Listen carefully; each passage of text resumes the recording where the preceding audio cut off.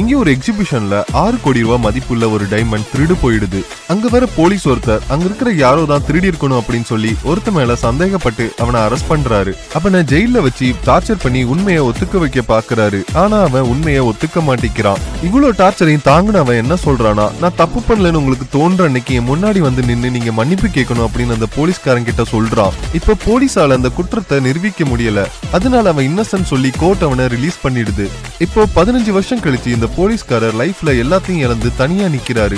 அப்போ அவனுக்கு கால் பண்ணி நான் பண்ணது தப்புதான் அப்படின்னு சொல்லி மன்னிப்பு கேட்கிறாரு. அதுக்கு அவனும் நேரா என்ன பார்த்து நீங்க மன்னிப்பு கேட்கணும் அப்படின்னு சொல்லுறான். இப்ப அந்த போலீஸ்கார் அவனை நேர்ல பார்த்து என்னாலதான் உன் லைஃப்ல நீ நிறைய கஷ்டப்பட்டிருக்க, அதனால என்ன மன்னிச்சிடு அப்படின்னு சொல்லி அவன் கிட்ட மன்னிப்பு கேட்கிறாரு.